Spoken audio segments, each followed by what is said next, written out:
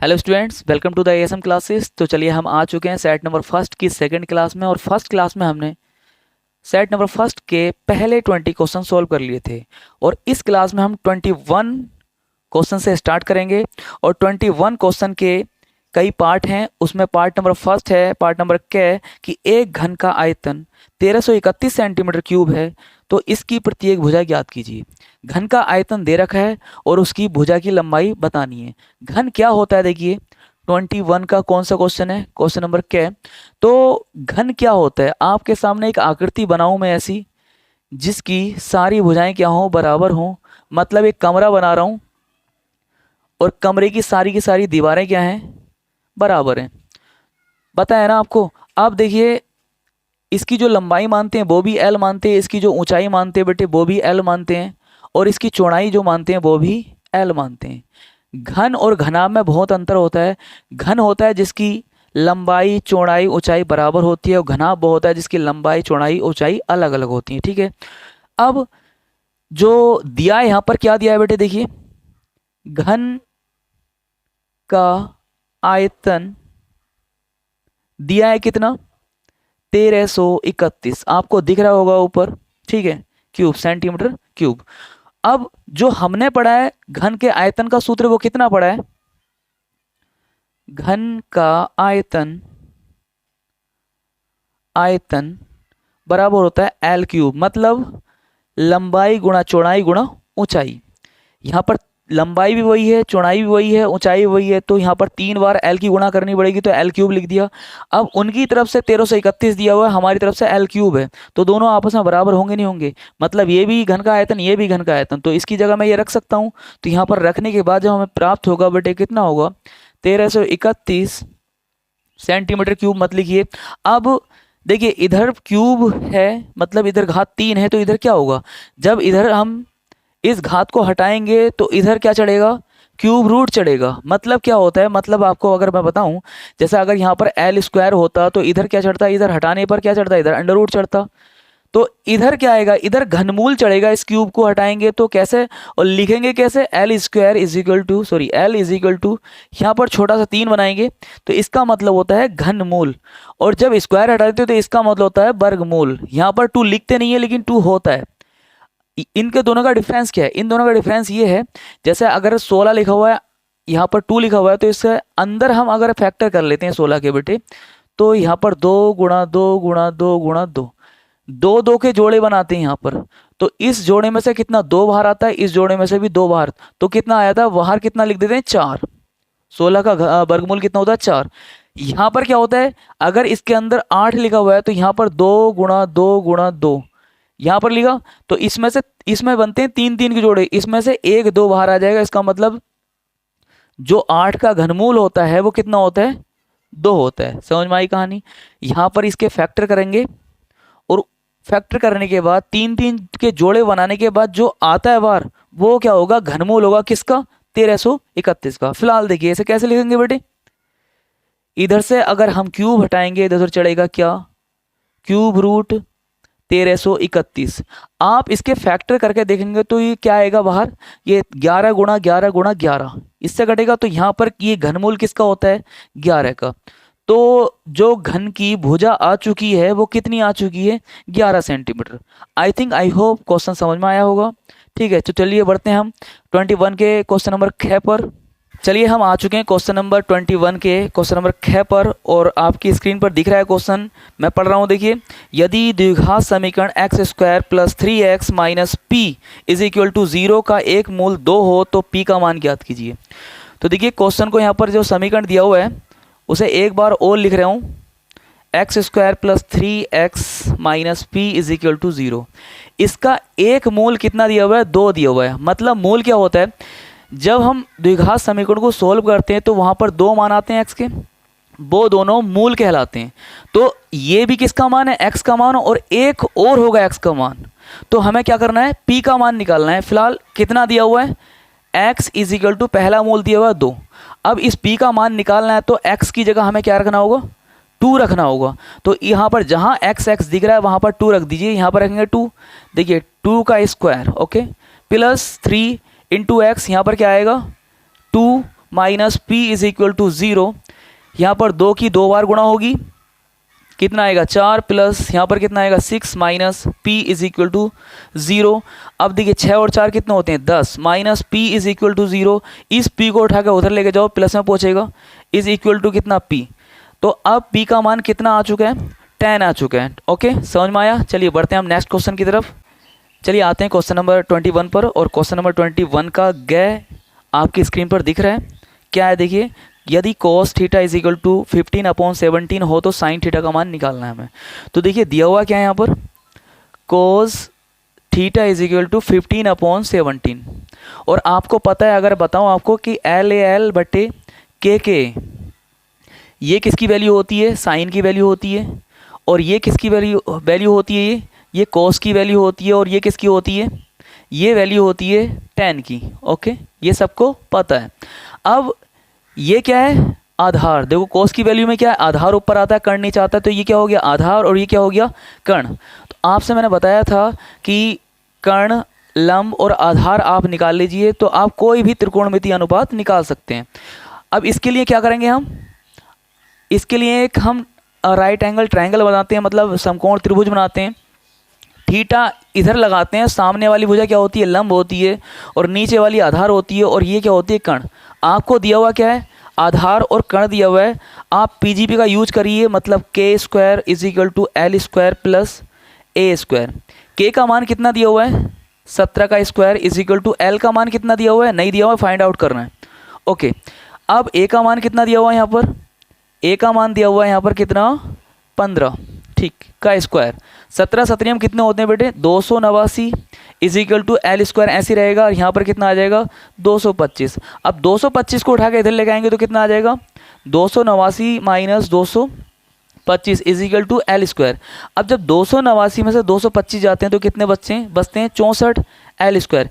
इधर से अगर हम स्क्वायर हटाते हैं, इधर अंडर रूट चढ़ता है तो कितना आएगा अंडर रूट 64। अब अंडर रूट 64 का मान कितना होता है आप सब पता है, आपको कितना होता है 8 होता है। लंब का मान कितना आ चुका है 8 आ चुका है। आपने किसी भी त्रिकोणमिति का अनुपात निकाल सकते हैं। Sine theta is equal to क्या होता है लंब बटे कर्ण। कहाँ से पता लगा, यहाँ से पता लगा। लंब का मान कितना है 8, कर्ण का मान कितना है बताइए 17। तो 8/17 आ चुका है हमारा साइन थीटा का मान। ओके, क्वेश्चन आई थिंक समझ में आया होगा, और समझ में आया तो चलिए बढ़ते हैं नेक्स्ट क्वेश्चन की तरफ।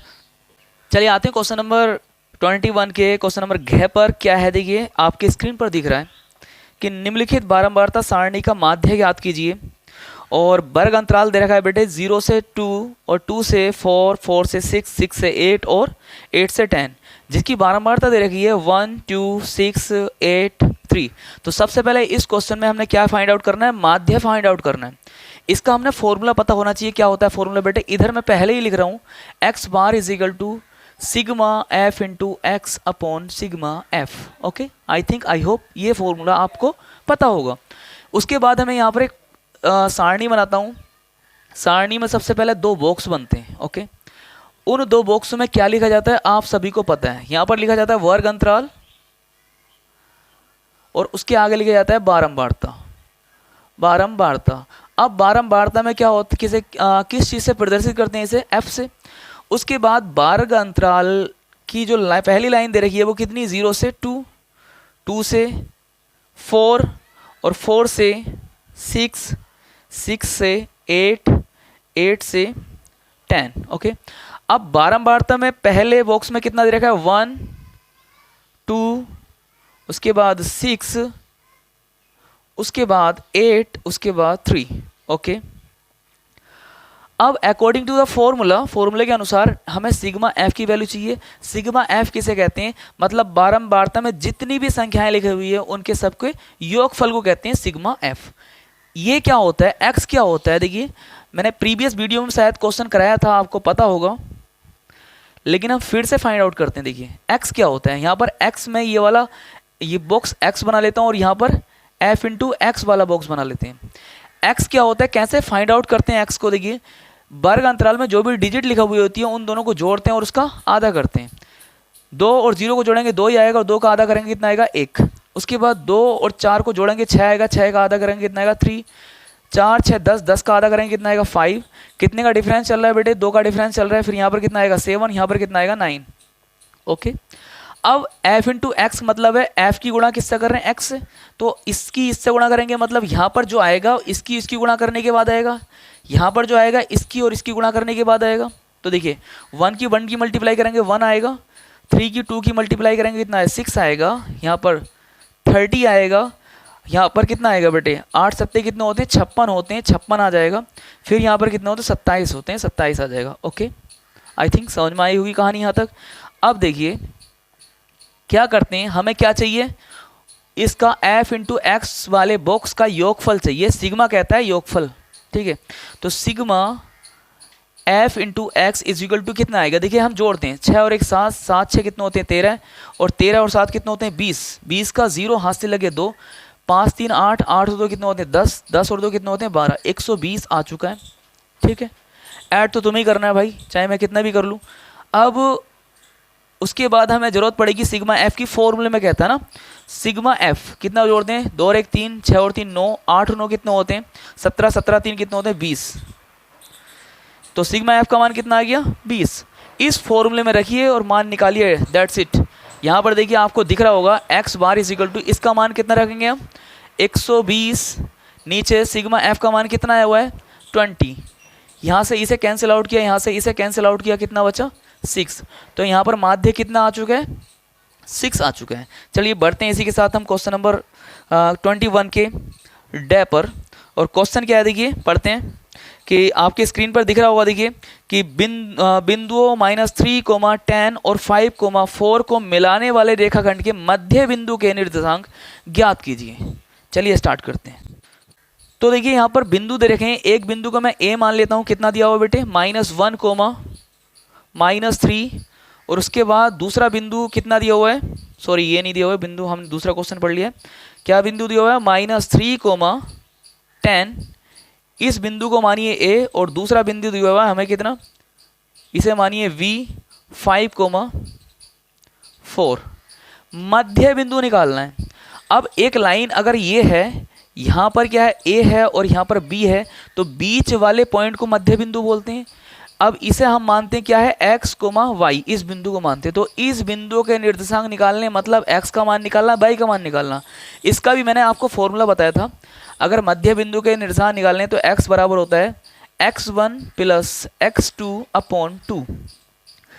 y का मान निकालना होता है तो होता है y1 + y2/2। ओके, अब देखिए यहाँ पर x1 x2 x और y1 y2 क्या है, हम मानते चले आए हैं शुरू से, x1 इसे मानते हैं, y1 इसे मानते हैं, x2 इसे मानते हैं, y2 इसे मानते हैं। अब आपको पता लग गया होगा कि यहाँ पर किसकी वैल्यू रखनी है, x1 की वैल्यू रखनी है कितनी -3 + x2 की वैल्यू कितनी है 5/2। कितना आएगा भाई साहब, यहाँ पर जब इसे घटाएंगे घटेगा ही, तो इसे घटाएंगे तो कितना आएगा 2/2, इसे कैंसिल आउट करेंगे कितना आएगा 1 आएगा। उसके बाद कहानी आती है यहाँ पर y1 की वैल्यू किधर है, इतनी है, कितनी है 10 प्लस यहाँ पर कितनी आएगी 4, ओके /2। 10 और 4 कितने होते हैं बेटे 14/2, यहाँ से इसे डिवाइड किया कितना है 7। जो मध्य बिंदु के निर्देशांक आ चुके हैं वो कितने आ चुके हैं, देखिए x का 1, y का 7, तो कितना आ चुका है 1, 7। यहाँ पर आप लिख भी सकते हो कि मध्य बिंदु के निर्देशांक। Okay, I think I hope समझ में आया है। अगर समझ में आया तो बढ़ते हैं चलिए नेक्स्ट क्वेश्चन पर। और नेक्स्ट तो चलिए आ चुके हैं हम क्वेश्चन नंबर 21 के क्वेश्चन नंबर 6 पर। और क्या है देखिए आपके स्क्रीन पर दिख रहा है कि यदि बिंदुओं -1, -3 और x, 9 के बीच की दूरी 13 मात्रक है तो x के मान ज्ञात कीजिए। ओके, चलिए स्टार्ट करते हैं टाइम वेस्ट किए बिना। पहले बिंदु को मानते हैं a, -1, -3। ओके, दूसरे बिंदु को मानते हैं बेटे कितना, आपको पता है कितना मानते हैं, v मानते हैं, x, 9 हो जाता है ये। और दूरी कितनी दे रखी है, दूरी 13 मात्रक, मतलब इन दोनों बिंदुओं के बीच की दूरी 13 मात्रक। अगर ये दोनों बिंदु यहाँ पर होते हैं a और b, तो इनके बीच की दूरी कितनी होगी AB, जो हमें दे रखी है बेटे कितनी 13। ओके, दो बिंदुओं के बीच की दूरी का सूत्र मुझे नहीं, आपको ही पता है क्या होता है, AV = यहाँ पर देखिए यहाँ क्या होगा x2 - x1 का whole square plus y2 - y1 का होल स्क्वायर। इसे मानते हैं x1, इसे मानते हैं y1, इसे मानते हैं x2, इसे मानते हैं y2। ओके, अब यहाँ पर कितनी वैल्यू पुट की जाएगी जो दे रखी थी 13। ओके, इज इक्वल टू कितना आएगा यहाँ पर बेटे मेरे लाल, बताओ यहाँ जरा। x2 का मान कितना आएगा, x माइनस यहाँ पर कितना आएगा, यहाँ आएगा -1, लेकिन यहाँ पर माइनस होने के बाद माइनस है ना ऑलरेडी, तो ये माइनस माइनस क्या हो जाएंगे, प्लस हो जाएंगे। यहाँ पर कितना आएगा 1 का स्क्वायर प्लस y2 का मान कितना है 9 और y1 का मान कितना है बेटे, कितना है -3। अब माइनस और ये वाला माइनस मिलकर क्या हो जाएंगे, प्लस। कितना हो जाएगा 3 का whole square. Okay, 13 is equal to कितना आएगा मेरे लाल, x प्लस 1 का होल स्क्वायर प्लस 9 और 3 कितने होते हैं बेटे 12, 12 का स्क्वायर आ गया। अब दोनों तरफ क्या करेंगे, दोनों तरफ वर्क करने पर अब इसका जब वर्क करेंगे तो कितना होगा, ये 13 13 में कितने होते हैं 169 इज इक्वल टू, यहाँ पर अंडर रूट हट जाएगा स्क्वायर से, तो कितना बचेगा x प्लस 1 का होल स्क्वायर प्लस इसका स्क्वायर कर देंगे, अंदर वाला तो स्क्वायर होगा ना यार, ऊपर वाला जब दोनों तरफ स्क्वायर किया तो अंडर रूट हट गया, लेकिन ये तो ऑलरेडी 12 पे स्क्वायर लगा हुआ है, इसका स्क्वायर तो होगा, कितना होगा 144। इन भाग साहब को इधर लेकर आए, कितना आएगा, जब इधर लेकर आएंगे ना तो 169 माइनस में आएंगे ये भाई साहब is equal to x plus 1 का होल स्क्वायर, घटाएंगे तो कितना घट का आएगा बताएं 25 इज इक्वल टू, इसमें a प्लस बी का होल स्क्वायर वाला फॉर्मूला लगाएं, कौन सा, यहाँ पर लिख दे रहा हूँ देखिए, a प्लस बी का whole square is equal to a square plus b square plus 2ab। यार मुझे मार्कर अच्छा नहीं लग रहा है, तो चलिए यहाँ पर कितना 25 आ गया, तो इसे स्क्वायर खोलिए, x स्क्वायर प्लस 1 और यहाँ पर प्लस 2x, आई थिंक अब दिखाई दिया होगा ना, चलिए कोई बात नहीं। इस 25 को उठाकर उधर लेके जाइए, माइनस में पहुँचेगा तो यहाँ पर मिलेगा कितना, x square plus 2x plus 1 minus 25 is equal to 0। x square plus 2x यहाँ पर कितना बचा मेरे लाल 24 इज इक्वल टू 0। अब x स्क्वायर अब 24 के ऐसे गुणनखंड करने जिन्हें घटाया कितना आना चाहिए, 2 आना चाहिए, 6 चौक 24, 6 और 4 को अगर घटाते हैं 2 आता है और गुणा करते हैं 24 आता है। चलिए x square plus 6 minus 4 x minus 24 is equal to 0। x square plus यहाँ पर कितना आ जाएगा 6x minus 4x minus 24 is equal to 0। अब यहाँ से अलग कॉमन, यहाँ से अलग कॉमन लिया जाएगा, यहाँ से जो मैक्सिमम दिख रहा है कॉमन वो कॉमन निकालिए। कितना दिख रहा है आपको, चलिए इधर करता हूँ, अगर नीचे आपको नहीं दिखता है तो यहाँ से दोनों में x x दिख रहा है तो x कॉमन निकाल लीजिए, ठीक है। तो कितना बचेगा यहाँ पर x बचेगा और माइनस या प्लस 6 बचेगा। ओके, आगे यहाँ से कितना कॉमन निकलेगा, यहाँ से निकलेगा -4 कॉमन और अंदर कितना बचेगा x प्लस 6। एक बात और बता दूं, कुछ बच्चे मानते हैं कॉमन निकालने का मतलब घटाना, मतलब कई बार मैंने यहाँ से 4 कॉमन निकाला था, अगर मैं 4 कॉमन निकालता हूँ यहाँ पर कहते हैं बच्चे सर 20 बचेगा। कॉमन निकालने का मतलब घटाना नहीं होता, कॉमन निकालने का मतलब होता है भाग करना। तो जब 4 से 24 को भाग होगी तो कितना आएगा 6 ही आएगा। अब इन दोनों से अलग कॉमन दिख रहा होगा, क्या दिख रहा है यहाँ पर x प्लस 6 कॉमन आ रहा है इन दोनों में से, तो x प्लस 6 बाहर लीजिए और क्या बचेगा अंदर x माइनस 4 बचेगा इज इक्वल टू 0। तो एक बार तो इसे 0 के बराबर रखेंगे, एक बार इसे 0 के बराबर रखेंगे, तो यहाँ पर कितना आएगा x plus 6 is equal to 0, x minus 4 is equal to 0। ये 6 उधर जाएगा तो प्लस में है, इधर उधर जाएगा माइनस में जाएगा। ओके, अब ये इधर माइनस में है तो उधर जाएगा तो ये किस में जाएगा, प्लस में जाएगा। ओके, तो x के यहाँ 2 मान आ चुके हैं। आई होप ये क्वेश्चन समझ में आया है, और अगर समझ में आया तो बढ़ते हैं नेक्स्ट क्वेश्चन पर। चलिए आते हैं क्वेश्चन नंबर 22 पर। और क्वेश्चन नंबर 22 का पहला पार्ट क्या है, देखिए क्वेश्चन नंबर क्या है कि दो ऐसे, आपको स्क्रीन पर दिखाई दे रहा है कि दो ऐसे क्रमागत विषम धनात्मक पूर्णांक ज्ञात कीजिए जिनके वर्गों का योगफल 290 हो। तो इस क्वेश्चन को करने से पहले हमें पता होना चाहिए कि पूर्णांक क्या होते हैं, ठीक है। तो पूर्णांक आपको अगर मैं बताऊं, इधर पूर्णांक कौन कौन सी संख्या होती है, देखिए 0, 1, 2, 3, 4 डॉट डॉट डॉट, या चलो 5 भी लिख लीजिए, 6, 7। ओके, ये सारी की सारी संख्याएं क्या हैं, पूर्णांक। और -1, -2, -3, -4, ठीक है, ये सारी की सारी संख्याएं क्या हैं, पूर्णांक। पूर्णांक क्या होती हैं? पूरी पूरी संख्याएं, चाहे वो प्लस में है चाहे वो माइनस में है, ठीक है। पूर्णांक क्या नहीं होते? पॉइंटों में लिखी हुई संख्याएं नहीं होती हैं, बटे में संख्याएं, मतलब कुछ भी नहीं होता है, सिर्फ और सिर्फ पूरी पूरी संख्याएं होती हैं आपको जो दिख रही हैं। अब बात आती है धनात्मक पूर्णांक क्या होते हैं। धनात्मक पूर्णांक कौन से होते हैं? देखिए यहाँ से मैं एक बैरियर बना देता हूँ, इधर की संख्याएं क्या है? धनात्मक पूर्णांक। ऋणात्मक पूर्णांक मतलब निगेटिव इंटीजर, इधर की संख्या है। अब आप बोलोगे सर जीरो किस में आता है? जीरो किसी में नहीं आता, ना धनात्मक में आता है ना ऋणात्मक में आता है। वो अगर बोला जाएगा सिर्फ कि पूर्णांक क्या होते हैं, तो पूर्णांक वर्ड में जीरो आएगा, धनात्मक में भी जीरो नहीं आएगा, ना ही ऋणात्मक में जीरो आएगा। धनात्मक कौन से होते हैं? वन और इधर वाली संख्या है। लेकिन क्वेश्चन में बोल रखा है कि बेटे विषम धनात्मक पूर्णांक, और क्रमागत और लग गया है। विषम कौन कौन सी संख्या है इसमें? 1, 3, 5, 7, ये विषम धनात्मक पूर्णांक है। और एक क्रमागत की बात की जाए तो हम ये नहीं ले सकते कि 1, 5 नहीं ले सकते, 1 लेना होगा तो उसके बाद वाला 3 लेना होगा। अगर क्रमागत की बात करता है कि एक के बाद एक, ओके। अब अगर पहला पूर्णांक अगर 1 मानता हूं तो दूसरा जस्ट उसके बाद वाला पूर्णांक कितना जोड़ने के बाद आएगा? 1 में कितना जोड़ा जाएगा? 2 जोड़ा जाएगा, तब कितना आएगा? क्रमागत दूसरा पूर्णांक आएगा, ओके।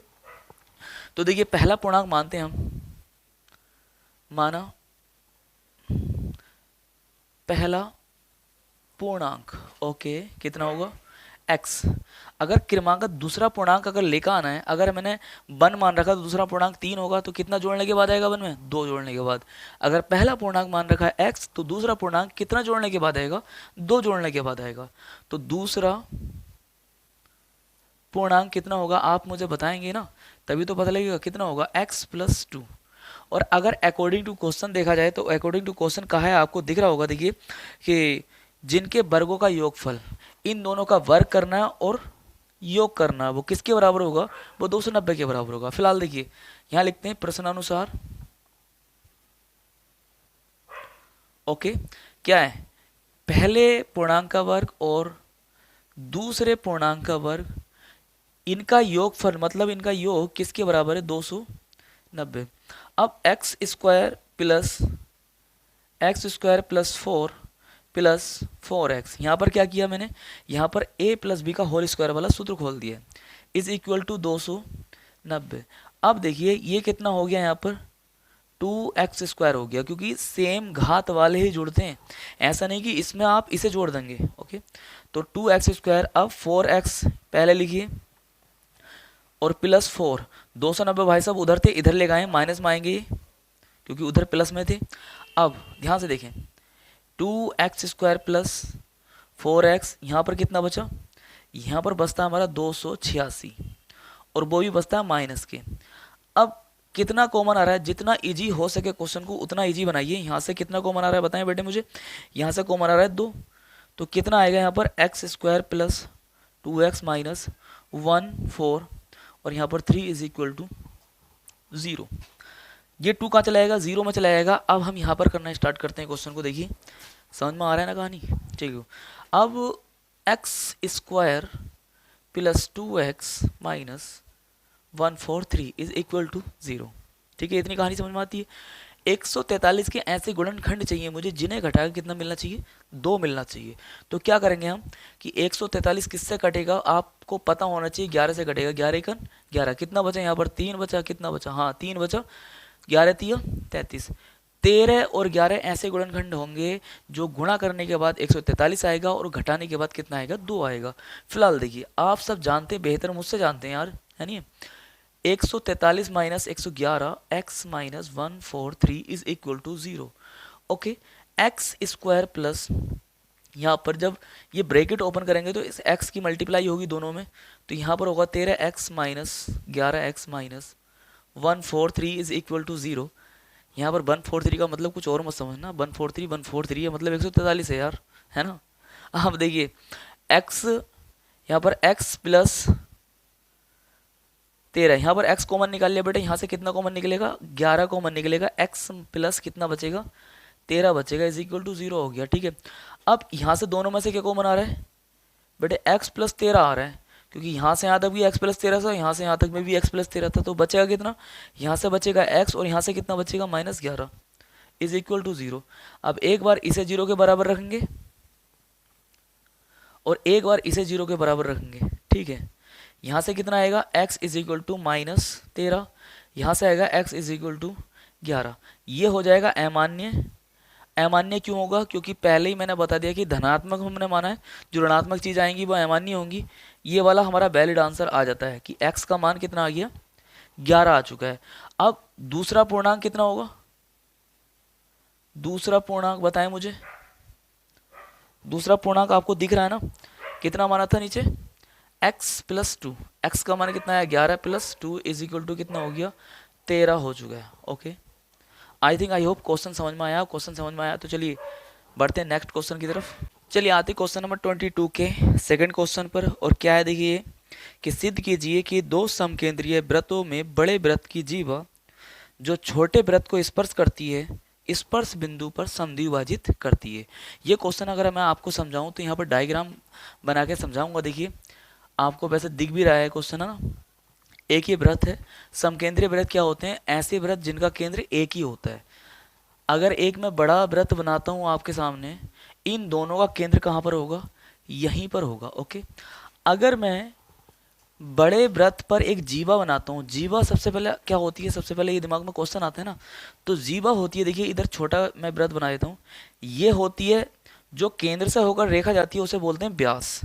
इससे होकर जितनी भी रेखाएं जाएंगी वो सारे के सारे व्यास होंगे।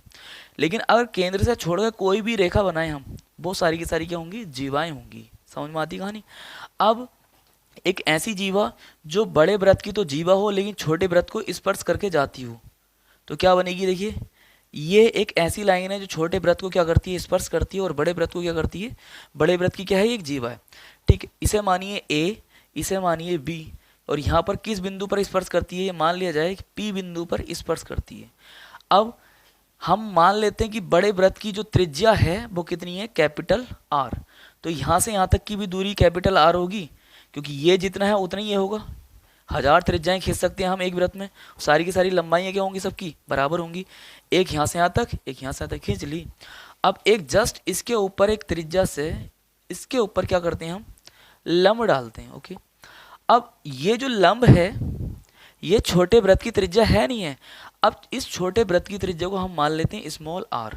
हमने प्रूफ क्या करना है, हमने प्रूफ करना है कि जो बड़े वृत्त की जीवा है जो छोटे वृत्त को स्पर्श कर रही है, वो स्पर्श बिंदु पर समद्विभाजित करती है अपने आप को। मतलब ए पी और पी बी क्या है, बराबर है। ये और ये क्या है, बराबर है। ये प्रूफ करना है हमें। चलिए तो देखिए यहाँ पर करते हैं, माना बड़े वृत्त की त्रिज्या इज इक्वल टू आर, छोटे वृत्त की त्रिज्या is equal to small r. ठीक है, स्मॉल आर मान लीजिए। ठीक, अब इस केंद्र को मानिए ओ। देखिए बात करते हैं अब आगे। देखिए त्रिभुज कौन से में, ओ ए पी में, ओ ए पी में कैसा त्रिभुज है, समकोण त्रिभुज है। और समकोण त्रिभुज की प्रॉपर्टी होती है, हम पीजीपी का यूज करते हैं, पाइथागोरस प्रमेय का यूज करते हैं। तो करिए, और किससे, पीजीपी से, पाइथागोरस प्रमेय से। ठीक है, कर्ण का स्क्वायर इज इक्वल टू लंब का स्क्वायर प्लस आधार का स्क्वायर। अगर वहां से देखोगे तो कर्ण ये है, लंब ये है और आधार ये है। तो कर्ण कितना है, capital R square is equal to लंब कितना है मुझे बताएं, स्मॉल आर स्क्वायर प्लस आधार कितना है, ए पी स्क्वायर। अगर बात करते हैं हमने प्रूफ क्या करना है, टू प्रूफ करना था बेटे, A P is equal to P V. ये प्रूफ करना है, दोनों लंबाइयां क्या होनी चाहिए, बराबर होनी चाहिए। पी बिंदु पर तभी तो समद्विभाजित करेगा। ओके, चलिए आगे आते हैं। तो भाई साहब इस पे भी स्क्वायर लग गया, इसे उठा के इधर लेके आया हूँ, माइनस में पहुंचेगा बेटे ये ए पी स्क्वायर। अब देखिए इधर से स्क्वायर हटाएंगे तो इधर अंडर रूट चढ़ेगा, square minus r square is equal to A P. Equation number first create कर दीजिए। उसके बाद देखिए यहाँ से करता हूँ, इधर देखिए आपको दिख रहा होगा कि कौन से त्रिभुज में, अब त्रिभुज ओ बी पी में किससे, पी जी पी से। आपको दिख रहा है उधर ओ बी पी से, है ना। पीजीबी क्या कहती है, पीजीबी कहती है कर्ण का स्क्वायर इज इक्वल टू लंब का स्क्वायर प्लस आधार का स्क्वायर। कर्ण क्या है यहाँ पर, उसमें भी कर्ण कितना है, कैपिटल आर स्क्वायर हो जाएगा। लंब कितना है, लंब तो यही रहेगा, कितना, स्मॉल आर स्क्वायर प्लस ए स्क्वायर, मतलब ए कितना हो जाएगा, पी वी, पी वी का स्क्वायर। इस भाई साहब को उठा के इधर ले आए, पी वी का स्क्वायर। अब देखिए इधर से स्क्वायर हटेगा, इधर अंडर रूट चलेगा, कितना हो जाएगा, R square minus r square is equal to P V. Okay, equation number 2। अब ये बताएं इसका मान क्या है, ये है ना, इसका मान ये है, और जहां पे मुझे ये दिखाई देगा वहां मैं ये रख दूंगा। यहाँ पर दिखाई दिया मुझे, तो ये वाला जो है यहाँ पर रख सकता हूँ, बिल्कुल रख सकता हूँ। अब मैं लिखूंगा, आप समझें इस बात को, समीकरण नंबर 1/2 से, ओके, समीकरण नंबर 1/2 से इसका मान क्या है, ये कहाँ रखूंगा, जहां पर ये दिखाई देगा। कहाँ दिखाई दिया मुझे, यहाँ पर रख दीजिए, A P is equal to P V. Okay, proof हमने कर दिया है। चलिए बढ़ते हैं नेक्स्ट क्वेश्चन की तरफ। आई थिंक आई होप समझ में आया क्वेश्चन ये।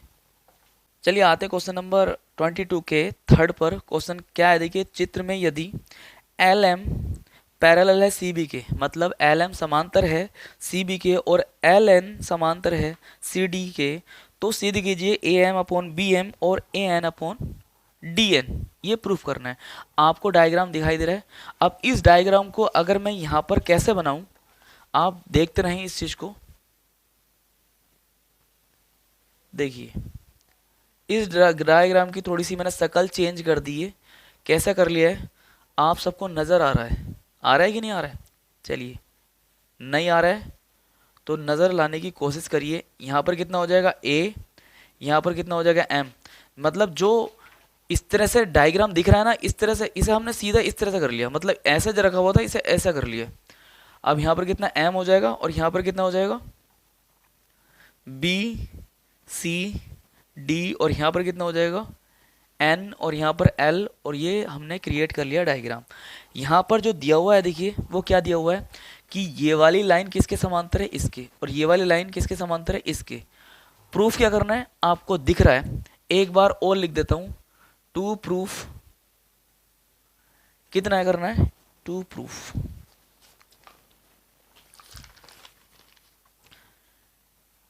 ए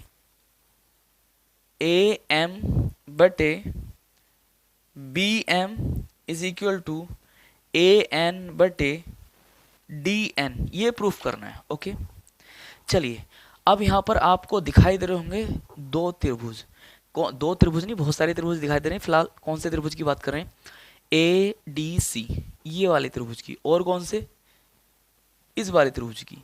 अब इन दो त्रिभुजों में जो दिखाने की कोशिश कर रहा हूँ वो देखिए, ये वाली लाइन इसके समांतर है, और एक त्रिभुज में अगर दो लाइनें समांतर हो जाती हैं, दो भुजाएं समांतर हो जाती हैं, दो साइडें समांतर हो जाती हैं, तो वहां पर हम यूज करते हैं बीपीटी, मतलब बेस प्रोपोर्शनल थ्योरम, मतलब आधारभूत समानुपातिकता की प्रमेय। वो क्या होती है, देखिए सबसे पहले देखिए बात करते हैं हम त्रिभुज ए डी सी में क्या दिया है, दिया है कि एल एन समांतर है किसके, डी सी के। अगर दो भुजाएं समांतर होती है तो वहां पर हम क्या करते हैं, बीबीटी का यूज करते हैं। दिया है कितना, ये दिया है, तब बी पी टी से बीबीटी क्या होती है, देखिए बीबीटी होती है इसकी लंबाई बटे इसकी लंबाई इज इक्वल टू इसकी लंबाई बटे इसकी लंबाई। मतलब अगर मैं यहाँ पर आपको छोटा सा त्रिभुज बना कर दिखाऊं और एक लाइन यहाँ पर काटूं, यहाँ पर खींचूं A B C E F, अगर ये समांतर दिए इसके, तो मैं कर सकता हूँ ए ई बटे E B is equal to A F upon F C. मतलब इस लंबाई का अनुपात किसके साथ, इसके साथ बराबर होगा, इस लंबाई का अनुपात इसके साथ के बराबर होगा। देखिए है कि नहीं है। चलिए बढ़ते हैं। अब हम किस त्रिभुज में बात कर रहे हैं, इस वाले त्रिभुज में बात कर रहे हैं बेटे। तो क्या होगा बीबीटी, देखिए आप देखते, आप ही खुद बताएंगे यार मुझे। ए एन, इसका अनुपात किसके साथ, एन डी के साथ, N D is equal to A L बटे एल सी, मतलब ए एल बटे L C. Equation number first. अब देखिए अगर आपको नजर आएगा तो यहां पर बात करते हैं, देखिए इधर है ना। अब कौन से त्रिभुज में, त्रिभुज उधर वाले में है, इस वाले त्रिभुज में, ठीक है। त्रिभुज ए सी बी में क्या दिया है, दिया है, आप इसके नीचे से करना स्टार्ट करेंगे क्योंकि नीचे जगह नहीं है इसलिए नहीं कर रहा हूं मैं।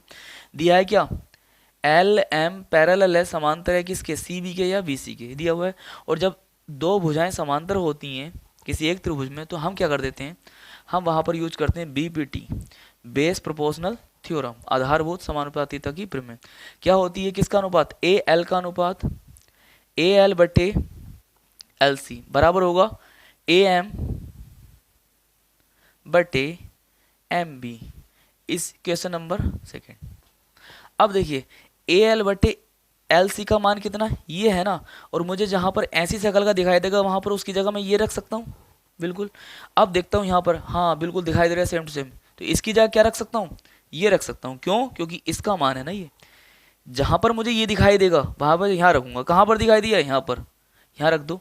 अब लिखेंगे समीकरण नंबर 1/2 से, देखिए ये वाला मान यहाँ रख दो, A N upon N D is equal to कितना आएगा, ए एम बटे एम बी। और ये हमने प्रूव कर लिया है, ठीक है। देखिए यही लाना था ना, इधर की साइड इधर, इधर की साइड इधर लिखी हुई है, कोई प्रॉब्लम नहीं है, लेकिन प्रूफ कर दिए। आई थिंक, आई होप समझ में आया ना। चलिए समझ में आया तो बढ़ते हैं नेक्स्ट क्वेश्चन की तरफ। चलिए आते क्वेश्चन नंबर 22 के पार्ट 4 पर। क्या है देखिए, आपकी स्क्रीन पर दिख रहा है कि द्विघात बहुपद x² + 7x + 10 के शून्यांक ज्ञात कीजिए और शून्यांकों तथा गुणांकों के बीच संबंध की सत्यता की जांच कीजिए। ओके, तो सबसे पहले अगर मैं बताना चाहूँ आपको तो क्या बताऊंगा कि यहाँ पर बहुपद कितना दिया हुआ है बेटे, x² + 7x + 10। ओके, अब इसके शून्यांक निकालने हैं। शून्यांक क्या होते हैं, जो x के मान आते हैं उन्हें हम बोलते हैं क्या, शून्यांक। ओके, गुणांक क्या होते हैं, गुणांक होते हैं x के आगे जो लिखी हुई संख्या है वो भी गुणांक में आती है, इसके आगे जो संख्या लिखा हुई है वो भी गुणांक में आती है, और ये भी किस में आता है, गुणांक में। इसके आगे लिखी हुई संख्या a मानते हैं, इसके आगे लिखी हुई संख्या को b मानते हैं, और ये लिखा हुई को मानते हैं क्या, c। चलिए बढ़ते हैं, सबसे पहले हम शून्यांक याद करते हैं। तो 10 के ऐसे फैक्टर करने हैं जितने जोड़ के कितना आना चाहिए, 7। तो मुझे नहीं, आपको भी पता है कितना, 5 दूनी 10 होता है, x + 10। अब देखिए x² + 5x, इसकी मल्टीप्लाई अंदर होगी, +2x + 10। ओके, इसके ऐसे गुणनखंड करने थे जिन्हें जोड़ के कितना आना चाहिए, 7 आना चाहिए, और गुणा करके कितना आना चाहिए, 10 आना चाहिए। तो 5 दूनी 10, गुणा करके 10 आ रहा है और जोड़ के 7 आ रहा है, फैक्टर हो गए थे, फिर लिखा ऐसे। प्रोसेस यार मुझे नहीं, तुम्हें भी आती है ये बात। यहाँ से कॉमन लेंगे, क्या जो आएगा सबसे ज़्यादा, क्या आ रहा है बेटे, x कॉमन आ रहा है, यहाँ से x + 5 बचेगा, प्लस यहाँ से 2 कॉमन आ रहा है, x + 5 बचेगा। ओके, अब इन दोनों में से क्या कॉमन आ रहा है बेटे, x + 5, यहाँ पर कितना बचेगा, x + 2। अब शून्यांक निकालने के लिए इन्हें इक्वल टू में 0 रखना पड़ेगा, +5 = 0, यहाँ पर x + 2 = 0। तो 5 उधर जाएगा तो माइनस में जाएगा, ठीक, ये 2 जाएगा उधर जाएगा तो माइनस में जाएगा। ओके, तो एक शून्यांक आ चुका है -5, एक शून्यांक कितना आ चुका है, -2।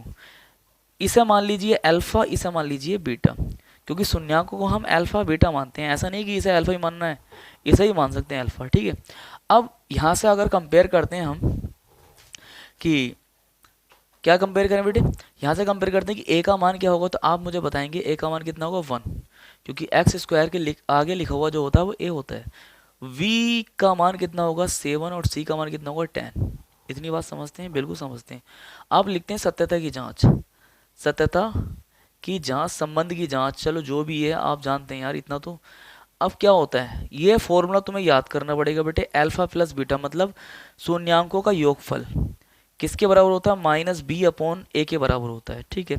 तो आप अल्फा की वैल्यू रखिए -5, बीटा की वैल्यू रखिए -2, तो माइनस हो जाएगा यहाँ पर, इज इक्वल टू b का मान रखिए 7, माइनस आगे लगा हुआ है, a का मान लिखिए 1।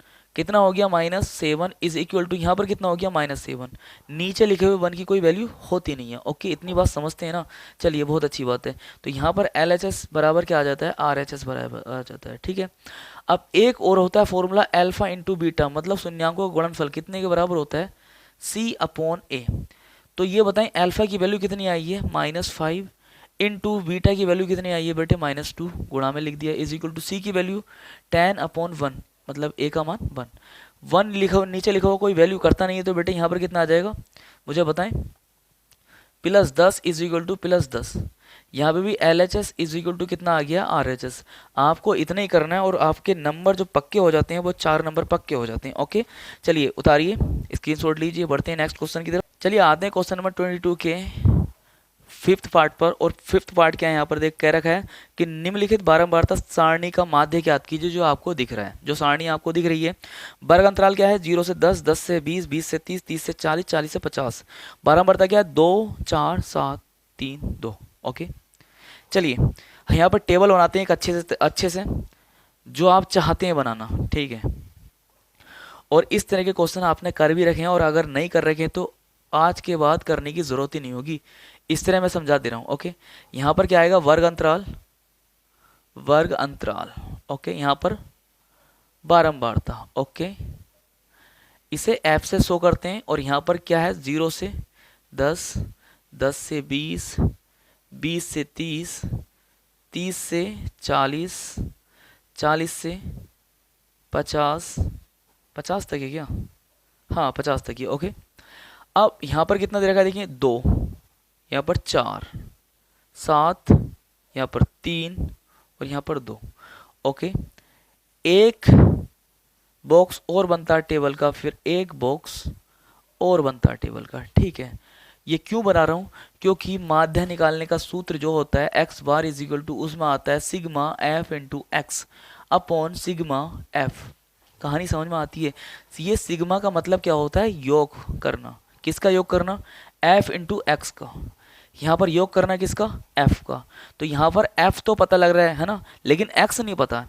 तो यहाँ पर बनाते हैं हम एक टेबल x की।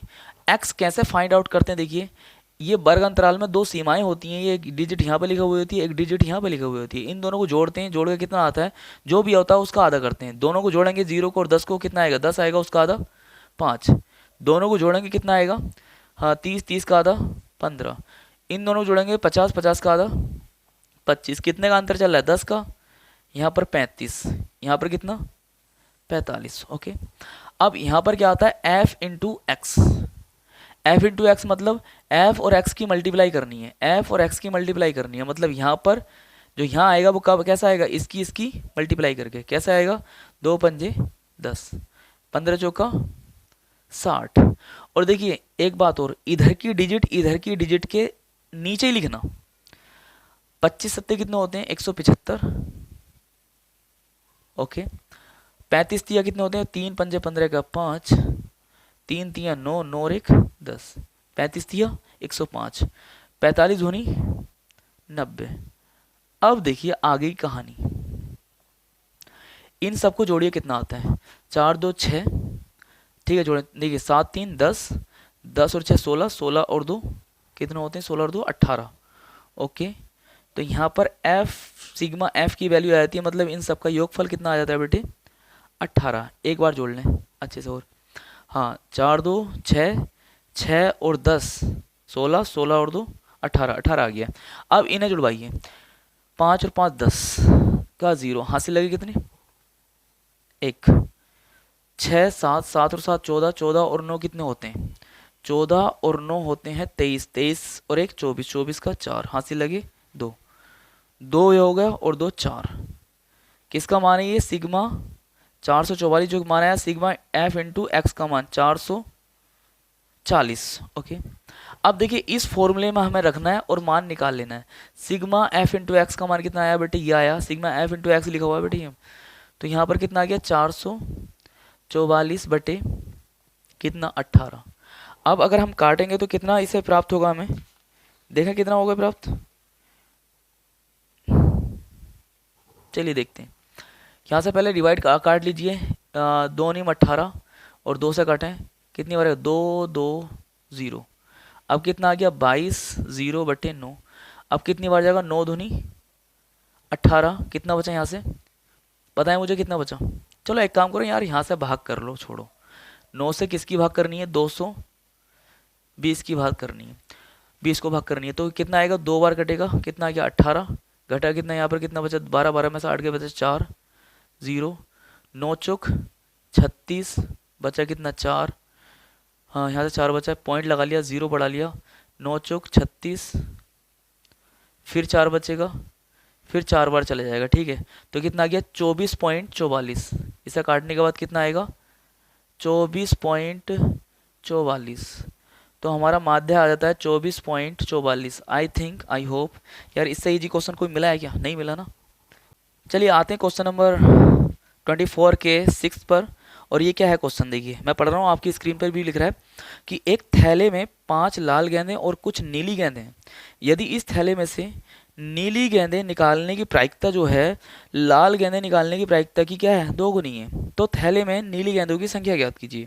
चलिए सबसे पहले हम क्वेश्चन को रीराइट करते हैं कि गेंदे में, थैले में कितनी गेंदें हैं, लाल। देखिए लाल गेंदें कितनी है, लाल गेंदें कितनी है, मतलब आर से प्रदर्शित करने से कितनी है 5।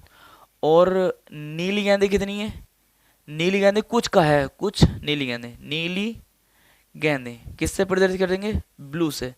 कितनी है, इसे मान लो x गेंदें हैं, ठीक है, ओके। अब उसके आगे कुल गेंदें कितनी है बेटे, कुल गेंदें, कुल गेंदें अगर यहाँ पर 5 होती तो 5 5 को जोड़ा जाता, 4 होती 4 5 को जोड़ा जाता। अगर x है तो x को भी जोड़ा जाएगा किसमें, इसमें। तो 5 + x, यहाँ पर गुणा मत कर लीजिए, बस कभी गुणा कर लो और पा जाए 5x, वो गलत हो जाएगा। जोड़ने का मतलब गुणा करना नहीं होता, जोड़ने का मतलब प्लस करना होता है, ओके। अब टोटल गेंद आ गई।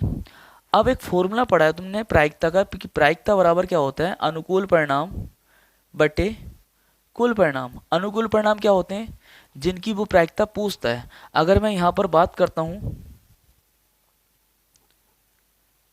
लाल गेंद आने की प्रायिकता, तो लाल गेंद आने की प्रायिकता को प्रायिकता प्रोबेबिलिटी ऑफ आर, मतलब लाल गेंद आने की प्रायिकता ऊपर क्या होगा, अनुकूल परिणाम बटे कुल परिणाम, ठीक है।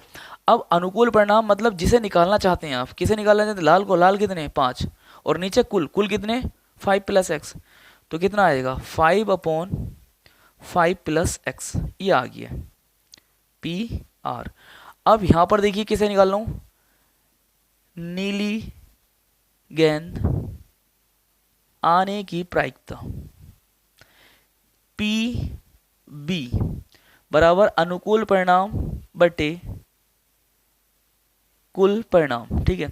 तो यहां पर अनुकूल परिणाम जो निकालना चाहते हैं, क्या निकालना चाहते हैं, नीला। नीला कितना है x, कुल कितना है 5 + x, तो ऊपर कितना आएगा, ऊपर आएगा x/5 + x, ओके।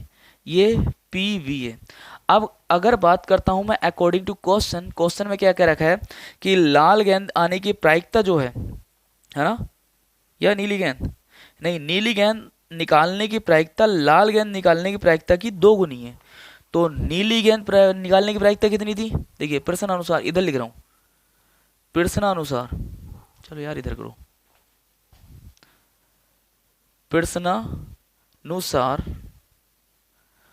PV जो है, नीली गेंद आने की प्रायिकता जो है वो लाल गेंद आने की प्रायिकता की कितनी है, 2 गुनी है, ठीक है। समझ में आती कहानी, 2 गुनी है।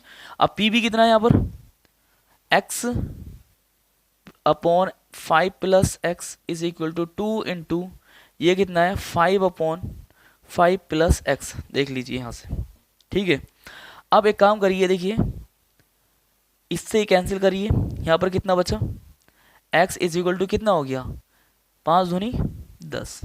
तो x का मान मतलब नीली गेंदों की संख्या कितनी आ चुकी है बेटे, 10 आ चुकी है, okay. I think, I hope question समझ में आया। क्वेश्चन समझ में आया तो बेटे स्क्रीनशॉट लीजिए। चलिए आते हैं क्वेश्चन नंबर 23 पर। और क्वेश्चन नंबर 23 क्या है, देखिए कि 2 वर्गों के, जो आपको स्क्रीन पर दिखाई दे रहे हैं, कि 2 वर्गों के क्षेत्रफलों का योगफल 157 मीटर स्क्वायर है। यदि इनके परिमापों का योगफल 68 मीटर हो तो दोनों वर्गों की भुजाएं ज्ञात कीजिए। तो सबसे पहले मैं आपको बताऊं कि यहाँ पर वर्ग बनाकर, वर्ग एक ऐसी आकृति होती है जिसकी चारों भुजाएं क्या होती हैं, बराबर होती हैं। यहाँ पर मैंने दो वर्ग बनाए, एक वर्ग की भुजा को मानता हूँ x, तो ये भी x होगी, ये भी x होगी, ये भी x। क्यों? क्योंकि चारों भुजाएं क्या होती हैं, बराबर होती हैं। अगर इसे मानता हूँ y, तो ये भी y, ये भी y और ये भी y, ये भी y। ठीक है, तो यहाँ पर मान लेते देखिए, माना पहले वर्ग की भुजा इज equal to x metre, okay. और दूसरे वर्ग की भुजा को हम मान लेते हैं, यहाँ पर लिखते हैं दूसरे वर्ग की भुजा कितनी हो जाएगी, 22 मीटर, ओके। अब हम जानते हैं कि वर्ग का क्षेत्रफल कितना होता है, भुजा का स्क्वायर। तो इसका वर्ग कितना हो जाएगा, एक्स स्क्वायर। इसका वर्ग कितना हो जाएगा, सॉरी, इसका क्षेत्रफल कितना हो जाएगा, एक्स स्क्वायर। इसका क्षेत्रफल कितना हो जाएगा, 22 स्क्वायर। ठीक है, और यहाँ पर परिमाप की बात आई है। परिमाप किसे कहते हैं, परिमाप कहते हैं बाउंड्री को। मतलब अगर यहाँ से चलना स्टार्ट हुआ तो यहाँ से यहाँ तक की दूरी क्या कहलाएगी, परिमाप। तो इस परिमाप में कितने एक्स आ गए, कितने एक्स जोड़ने पड़ेंगे, 4। तो यहाँ से यहाँ तक की दूरी कितनी हो जाएगी, 4। ये क्या, तो 4x। यहाँ से यहाँ तक की दूरी कितनी हो जाएगी, 4x। क्या है ये, यह है परिमाप। इसका परिमाप कितना हो जाएगा, 4 फिलहाल देखिए प्रश्नानुसार वर्गों का योगफल, क्षेत्रफलों के वर्गों का योगफल। ठीक है, तो यहाँ पर कितना हो गया, पहले वर्ग का क्षेत्रफल कितना हो गया, एक्स स्क्वायर। दूसरे वर्ग का क्षेत्रफल कितना हो गया, y square, is equal to कितना हो गया बेटे, 157 जो दिया हुआ है। देखिए हाँ, क्वेश्चन में दिया हुआ है ना 157, इक्वेशन नंबर फर्स्ट। और दूसरा कि इनके परिमापों का योगफल, पहले का परिमाप, पहले की बाउंड्री कितनी होगी, 4x प्लस 4y। दूसरे की बाउंड्री इतनी हो गई और इनका योगफल कितना, 68। अगर मैंने यहाँ से 4 कॉमन ले लिया तो x plus y is equal to कितना हो जाएगा, 68। और यहाँ से काटेंगे तो कितनी बार जाएगा, 17 बार। तो x plus y is equal to कितना आ गया, 17। अब इस x को उठाकर उधर लेके जाइए तो y बराबर कितना आ जाएगा, 17 माइनस एक्स। इक्वेशन नंबर इसे 2 मानिए। अब आगे कहानी इधर करते हैं। देखिए यहाँ पे लिखते हैं y का मान समीकरण नंबर 1 में रखने पर बेटे, ये वाला जो मान है ये कहाँ रखेंगे, इस वाले y में रख देंगे। तो क्या मिलेगा, x square plus 17 minus x का होल स्क्वायर। देखिए इतना ही तो आएगा यहाँ पर रख के, और इज इक्वल टू 157। चलिए आगे, एक्स स्क्वायर प्लस इसका स्क्वायर वाला सूत्र खुलवाए। 17 17 में कितना होते हैं, 289 प्लस एक्स स्क्वायर और माइनस 17 दूनी कितना हो, 34 एक्स बराबर 157। ये एक्स स्क्वायर जुड़ के कितना हो जाएंगे, 2x स्क्वायर। अब माइनस 34 एक्स इधर लिखिए, इस 289 को इधर लिखिए, इसे उठा के इधर लेके आएंगे तो किस में पहुंचेगा, माइनस में पहुंचेगा। ओके, कहानी यहाँ तक आती है। अब 289 में से 157 जाएंगे तो कितने बचेंगे, देखते हैं यहाँ पर काम करके। 289 में से अगर 157 जाएंगे तो कितने बचेंगे, यहाँ पर बचा 2, यहाँ पर बचा 3, यहाँ पर बचा 1, 132। तो 2x स्क्वायर माइनस के 34x plus 132 is equal to 0। यहाँ से भी कॉमन आ रहा है कितना, 2। जितना सस्ता हो उतना सस्ता बना लीजिए क्वेश्चन को। अब माइनस यहाँ पर 17x प्लस के यहाँ से कितना बचा, 66 इज इक्वल टू 0। ये 2 कहाँ चला जाएगा, 0 में चला जाएगा। तो यहाँ पर कितना बचेगा, एक्स स्क्वायर माइनस के 17x प्लस के 66 इज इक्वल टू 0। अब मुझे इसके फैक्टर करने, किसके फैक्टर करने, 66 के फैक्टर करने। और ऐसे फैक्टर करने जिन्हें जोड़ के कितना आना चाहिए, 17 आना चाहिए, और गुणा करके कितना आना चाहिए, 66। तो 11 कितने, 11 6 66, और 11 और 6 कितने होते हैं, 17। इधर जगह बचा हुई है तो इधर कर दीजिए। देखिए तो करते हैं x square minus 11 plus 6 x plus यहाँ पर कितना, 66 is equal to 0। X square minus के 11x, इसकी मल्टीप्लाई इधर से होगी, इसकी मल्टीप्लाई इधर से होगी, तो कितना आएगा यहाँ पर, प्लस 6x। और भाई सब माइनस से आएगा क्योंकि ये मल्टीप्लाई हो रही है ना। अब प्लस 66 इज इक्वल टू 0। यहाँ से अलग कॉमन, यहाँ से अलग कॉमन। एक्स माइनस के 11 माइनस के 6 x माइनस के 11 इज इक्वल टू 0। यहाँ से क्या कॉमन ले लिया, x माइनस के 11 कॉमन ले लिया, x माइनस के 6 इज इक्वल टू 0। एक बार इसे 0 के बराबर रखिए, एक बार इसे 0 के बराबर रखिए, इज इक्वल टू 0। ये उधर जाएगा तो x बराबर कितना आ गया, 11 आ गया।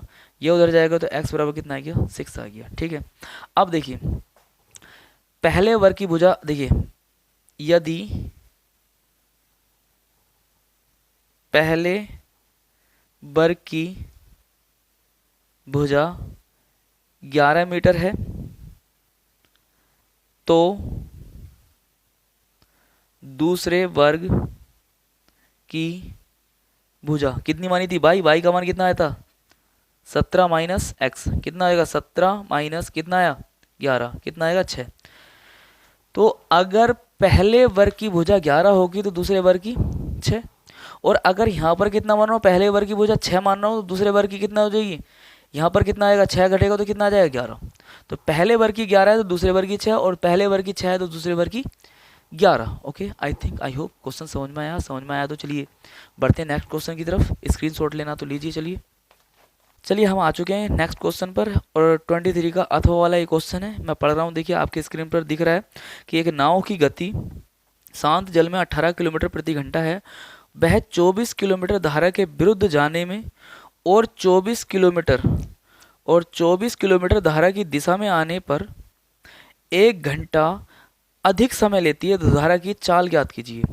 तो देखिए यहाँ पर जो दूरी है वो कितनी दूरी तय की उसने, चाहे वो दिशा हो चाहे वो विपरीत दिशा हो। ध्यान से देखें, अभी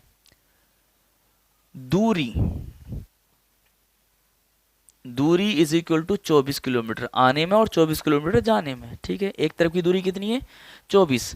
अब देखिए मैं यहाँ आपको बात बताऊँ, यहाँ पे एक डायग्राम बता रहा हूँ। एक पॉइंट यहाँ पर है, एक पॉइंट यहाँ पर है। देखिए इधर को पानी चल रहा है, जल मतलब धारा इधर को चल रही है। अब नाव देखिए मैं बनाता हूँ, नाव यहाँ से आपको दिख रही होगी। नाव अगर इधर चलेगी तो इसकी चाल मतलब जल की चाल और नाव की चाल जुड़ेगी। समझे बात को?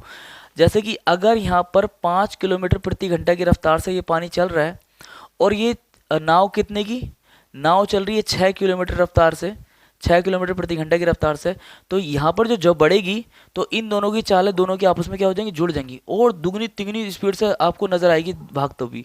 लेकिन जबकि इसकी चाल कितनी होगी नाव की 6 किलोमीटर, लेकिन दिखेगी कितनी, इन्हें और इन्हें दोनों को जोड़ने के बाद बढ़ जाएगी ना। पानी भी इधर को जा रहा है भाई साहब, नाव भी इधर को जा रही है।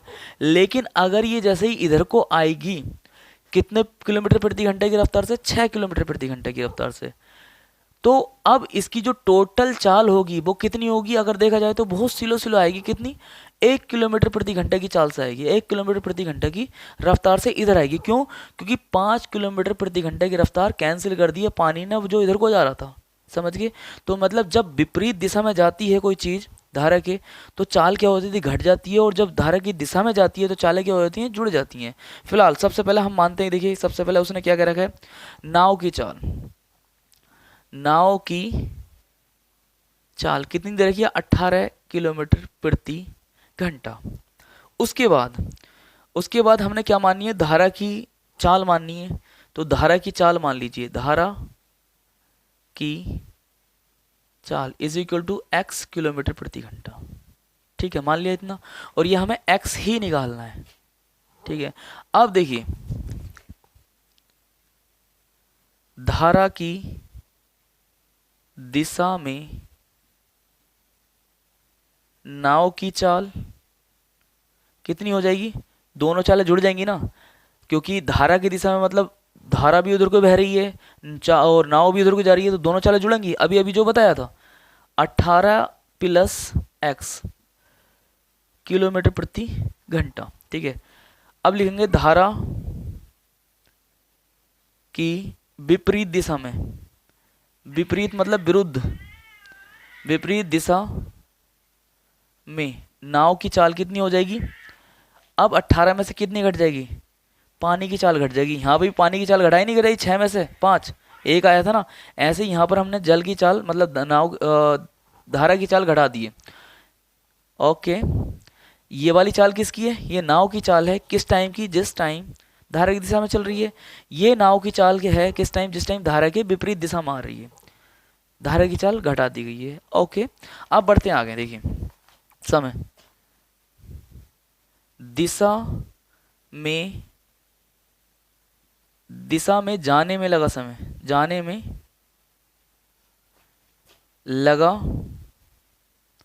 समय, समय बराबर, देखिए समय बराबर क्या होता है, समय बराबर होता है दूरी बटे चाल।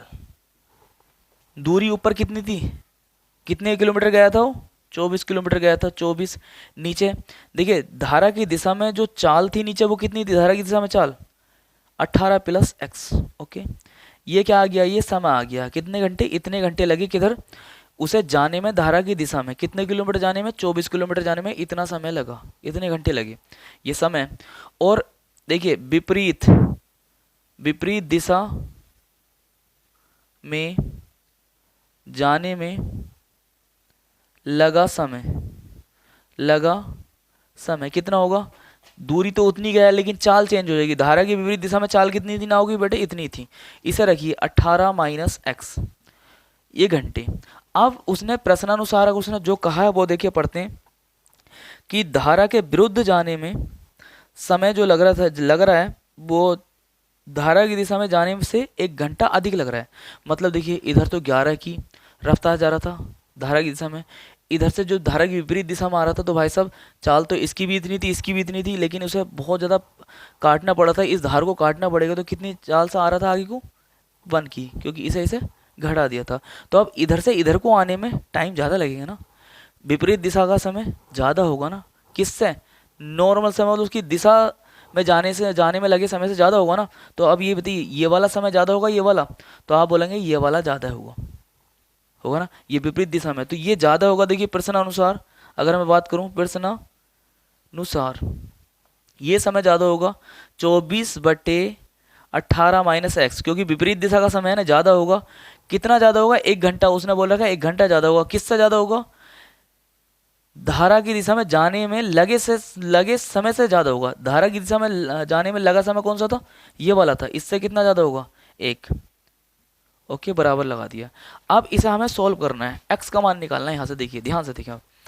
अब मैं बात करता हूँ, देखिए 24/18 माइनस एक्स, इसे उठाकर उधर लेके जाइए, माइनस हो जाएगा 24/18 plus x is equal to 1। Okay, अब 24 कॉमन निकाल लीजिए, हमने इजी करना है क्वेश्चन को, जितना इजी हो सकता है। 1/18 minus x minus 1/18 plus x is equal to 1। अब देखिए एलसीएम ले लीजिए, कितना, इसकी गुणा इधर, इसकी गुणा इधर करिए, 18 प्लस एक्स माइनस इसकी गुणा इधर करेंगे तो कितना होगा, 18 माइनस एक्स अपॉन दोनों की गुणा करेंगे तो 18 देखो एक बार प्लस में लिखा हुआ है एक बार माइनस में, तो यहाँ पर कितना हो जाएगा, 18 324 minus x square is equal to 1। अब देखिए आगे कहानी यहाँ से स्टार्ट होती है। 24 मैंने लिखा, ओके, ऊपर 18 plus x minus 18 plus x बटे 324 माइनस एक्स स्क्वायर, 18 से 18 कैंसिल, ठीक। अब ऊपर कितना हो गया, 2x मतलब 24 इंटू 2 बटे 324 minus x square is equal to 1। यहाँ पर भी इज इक्वल टू 1 आएगा, ठीक है। अब आगे बढ़ते हैं, देखिए इसकी मल्टीप्लाई इधर करिए और 24 दूनी कितना करिए, 48 करिए। यहाँ पर देखिए लिख रहा हूँ कितना आएगा, 48 इज इक्वल टू 48 एक्स आएगा बेटे, यहाँ पर 2x था यार, x और x कितना होगा, 2x होगा मेरे लाल।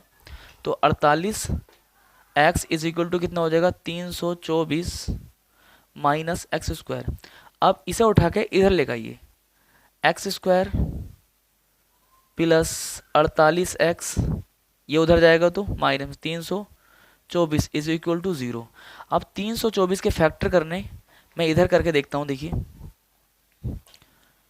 324 के फैक्टर 2 से काटा 2 ही कन 2, 2 छंग 12, 2 दूनी 4। अब 2 से काटते हैं 2 अट्ठे 16, 2 ही कन 2, फिर 3 से काटते हैं, 3 3 तिया 9, कटेगा नहीं कटेगा, 3 दूनी 6, 3 सत्ते 21। ओके, फिर क्या कितना लाना है, 48 लाना है, तो 48 लाना है, घटा के लाना है ना, तो फिर काटो 3 से, 3 नम 27। अब देखिए करते हैं, 9 तिया 27, 27 दूनी कितने होते हैं 54, 54 में 6 गए बचे कितने, 54 में 6 गए बचे 48, मिल गया भाई साहब। तो x square plus 54 minus 6 x minus के 324 is equal to 0। X square plus के 54 एक्स माइनस के 6 एक्स माइनस के 324 इज इक्वल टू 0। यहाँ पर अलग कॉमन, यहाँ से अलग कॉमन, कितना आएगा यहाँ से common, X square, X common आ जाएगा बेटे यहाँ से, तो एक्स प्लस 54 और यहाँ से 6 कॉमन आ गया, तो यहाँ पर कितना आ जाए x plus 54 is equal to 0। यहाँ से क्या कॉमन आ रहा है दोनों में से, एक्स प्लस 54, तो एक्स प्लस 54 कॉमन ले लीजिए, x minus 6 is equal to 0। एक बार इसे 0 के बराबर रखेंगे तो x plus 54 is equal to 0, एक बार इसे 0 रखेंगे तो x minus 6 is equal to 0। X is equal to minus के 54 आएगा ये, और ये हो जाएगा अमान्य। क्यों, क्योंकि चाल माइनस में आ नहीं सकती, इसे उठाकर उधर ले गया तो एक्स बराबर 6, ये हमारा वैलिड आंसर हो जाता है। 6 किलोमीटर प्रति घंटा एक्स का मान आ गया, मतलब नाव की जो धारा की चाल आ गई है वो इतनी आ गई है 6 किलोमीटर प्रति घंटा। Okay, I think I hope question समझ में आया, तो उतारिए, स्क्रीनशॉट लीजिए। चलिए आते हैं क्वेश्चन नंबर 24 पर। क्वेश्चन नंबर 24 क्या है, आपकी स्क्रीन पर दिख रहा है, देखिए मैं पढ़ रहा हूँ। क्या है कि एक पेडिस्टल के शिखर पर 1.6 मीटर की ऊंची मूर्ति लगी है। तो सबसे पहले मैं आपको क्या बना के दिखाऊंगा, पेडिस्टल बना के दिखाऊंगा इधर, कि एक पेडिस्टल है, दिख रहा होगा आई थिंक आपको, ठीक। इसके ऊपर एक मूर्ति रखी है, ये हमने मूर्ति बनाई है यहाँ पर, ये मूर्ति रखी है।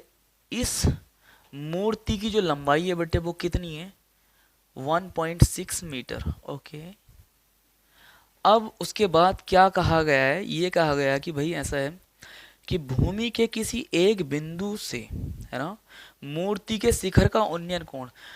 उन्नयन कोण क्या होता है, जब हम ऊपर को देखते हैं, देखिए मेरी आंख से आंख के सीध में एक लाइन जा रही है, समझिए बात को, और ये लाइन को फिक्स मान के चलिए। अब भाई इस लाइन को फिक्स कर लिया मैंने, अब मैं ऊपर देख रहा हूँ, तो ऊपर जिसे भी देख रहा हूँ और मेरी आंख से और ये लाइन के बीच जो बनेगा कोण, उसे बोलते हैं हम उन्नयन कोण। और जब मैं चीज़ को नीचे देखूंगा तो यहाँ से एक लाइन सीधी जाएगी इधर को नीचे को, वहाँ से और इस लाइन के बीच जो कोण बनेगा उसे बोलते हैं हम अवनमन कोण। ओके, इतनी कहानी समझ में आती है। तो भूमि का एक बिंदु है ये वाला, इस बिंदु से शिखर का जो उन्नयन कोण है, मतलब यहाँ से ऊपर देखना है, कितना होगा बताएं मुझे। उसने दिया हुआ है 60 डिग्री, ठीक है। और क्या कहा है, और कहा है बेटे ऐसा है कि इसी बिंदु से पेडिस्टल के शिखर का, पेडिस्टल मतलब ये इसके शिखर का कोण, यहाँ से यहाँ तक पेडिस्टल है ना, इसके शिखर का उन्नयन कोण और उसी बिंदु से, इसी बिंदु से कितना है 45 डिग्री। अब मैं अगर इस पॉइंट को बनाऊं तो भाई साहब ये पॉइंट यहाँ पर जा रहा है, ठीक है। तो उसने बोला है कि पेडिस्टल की ऊंचाई ज्ञात कीजिए, यहाँ से यहाँ तक की ऊंचाई ज्ञात करनी है। तो इसका नामकरण करेंगे। अगर मैं बात करता हूँ नामकरण ए बी सी, और इस बिंदु को मान लीजिए अंदर की साइड में डी। ओके, कहानी आगे बढ़ती है। अब कहानी यहाँ पर बढ़ती है कि हमने क्या निकालना है, डी सी निकालना है।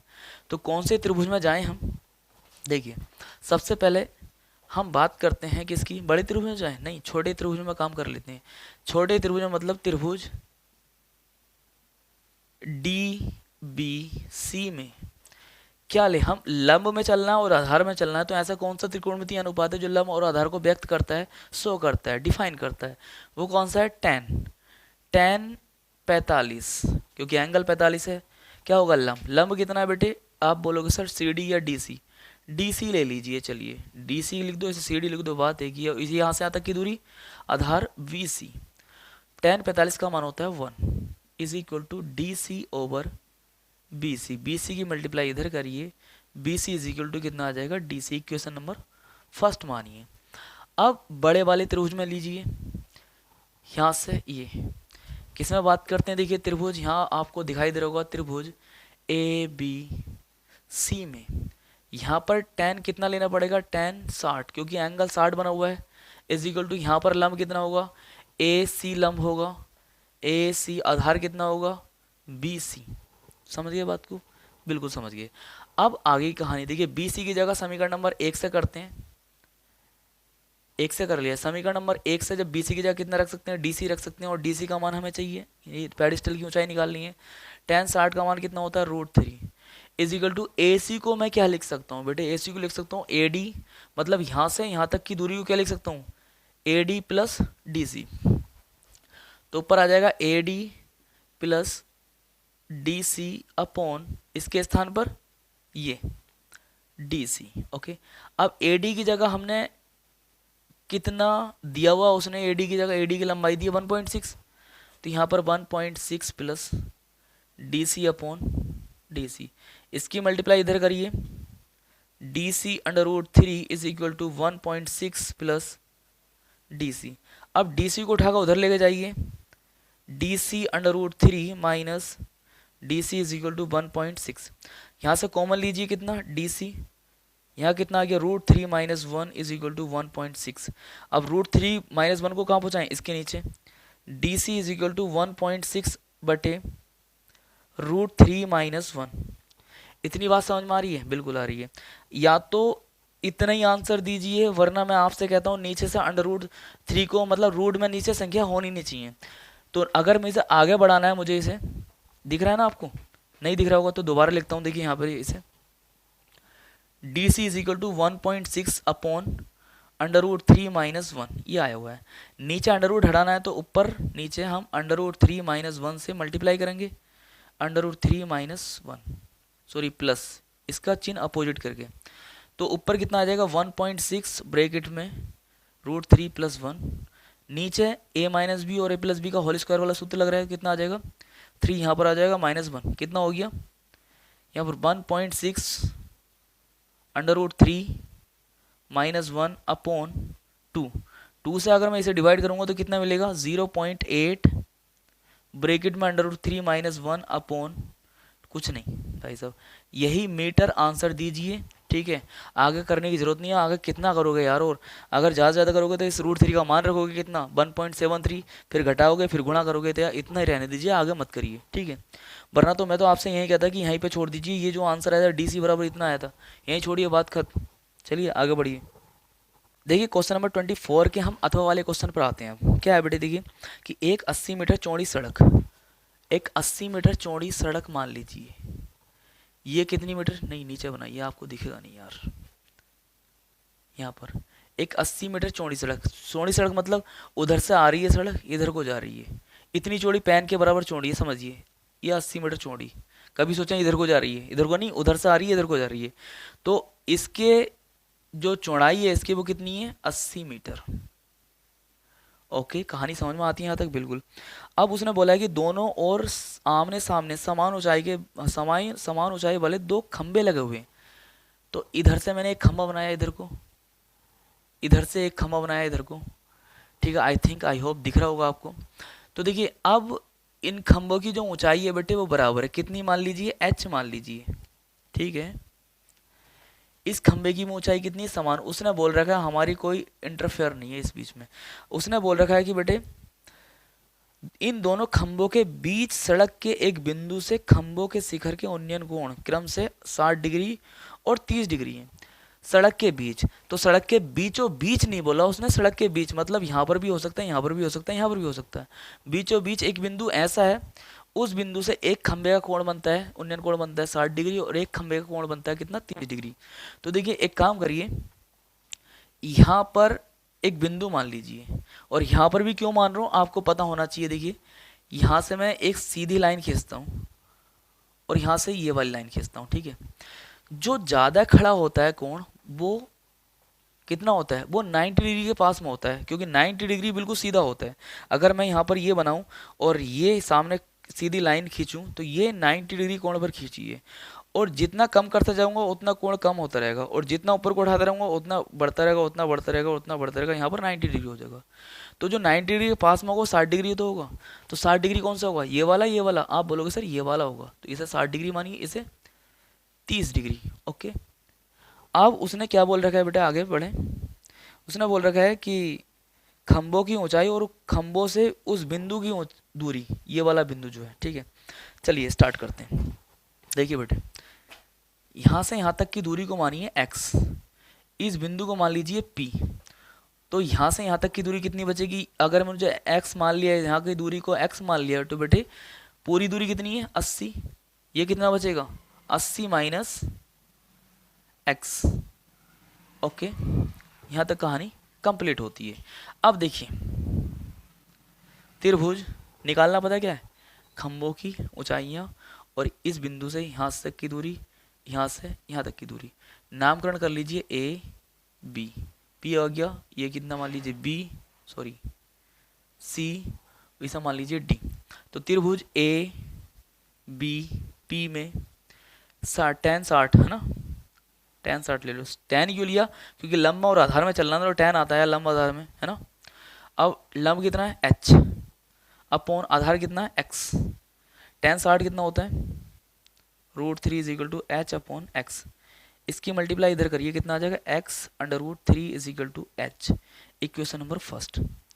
आगे कहानी बढ़ती है, कौन से त्रिभुज में? इस त्रिभुज में आती है कहानी, कौन से? डी सी पी में। यहाँ पर tan 30 इज इक्वल टू कितना होगा बेटे, बताएं मुझे? लंब कितना? h upon 80 minus x।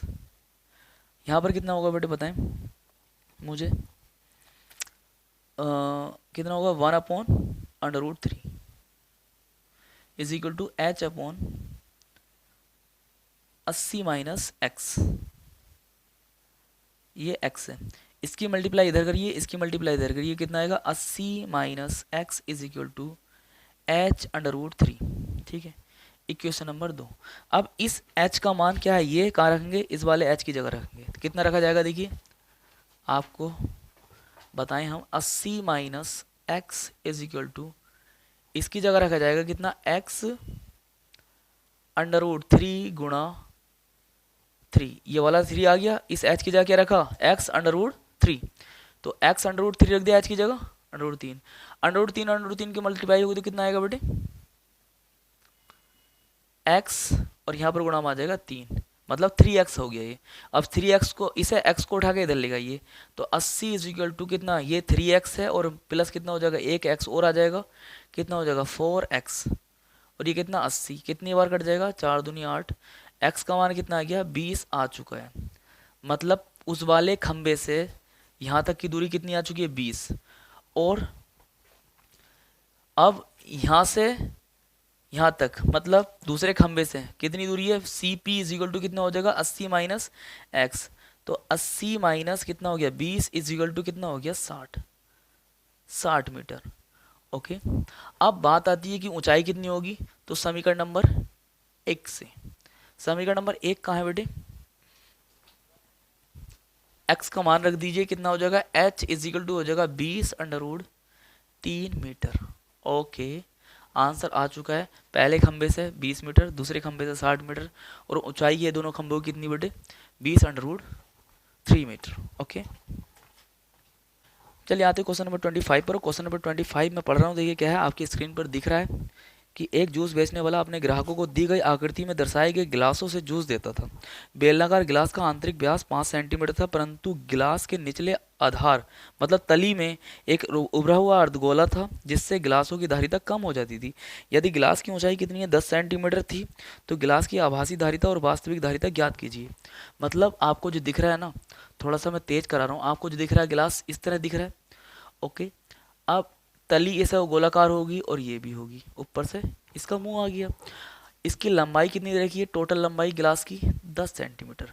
अब नीचे से कह रखा कि उसने तली में से पटका रखा ऊपर को, मतलब एक अर्धगोले की तरह बना रखा है, कम देने के लिए, जो पता भी नहीं लगे। जूस ऊपर से तो पीते, नीचे से पता ही नहीं लगेगा, कौन देखता है नीचे को यार, है ना। ऊपर से पीएंगे तो कम जूस आएगा, लेकिन दिखेगा भाई साहब कि गिलास भर रहा है ऊपर तक। तो कैसा पटका रखा है उसने? अर्धगोले के आकार की तरह। इसका जो व्यास दे रखा है वो कितना दे रखा है? 5 सेंटीमीटर। त्रिज्या कितनी हो जाएगी? मतलब यहाँ से यहाँ तक की दूरी कितनी हो जाएगी? 5/2, मतलब 2.5 सेंटीमीटर। इसकी ऊंचाई भी कितनी हो जाएगी? ढाई हो जाएगी ना, बिल्कुल ऊंचाई ढाई होगी, समझ रहे हो इस बात को? बिल्कुल, क्योंकि अर्धगोला ऐसे ऐसा नापो या ऐसा ऐसा नापो, बात तो बराबर होती है। ठीक है, फिलहाल देखिए, अब अगर हम वास्तविक धारिता, वास्तविक धारिता मतलब आयतन कितना होगा, पाई आर स्क्वायर एच। पाई का मान उसने देखा 3.14 गुणा आर का मान कितना है, आर का मान 5/2 गुणा 5/2। जिस टाइम वास्तविक मतलब जिस टाइम पटका हुआ नहीं था, बिल्कुल सही था ये। एच कितना 10 आएगा। अब यहाँ पर कुछ कटता है क्या, हाँ देखते हैं कटता है, 2 से 5 बार कट गया। ठीक, यहाँ पर कितना रह गया, इतना रह गया। चलिए करते हैं हम कुछ ना कुछ। 5 से काटेंगे से 2, सॉरी 2 से काटेंगे कितनी बार, 2 1 2, और 2 1 2 कितना बचा, 2 पंजे 10, कितना बचा यहाँ पर 1 2 सत्ते 14, कितना 1.57 गुणा 5 गुणा 5 गुणा 5। पहले 5 से, अब 5 पंजे कितने होते हैं 25 गुणा 5, 25 सत्ते कितने होते हैं 175 का 5, हाँसी लगे 17, 25 पंजे 125,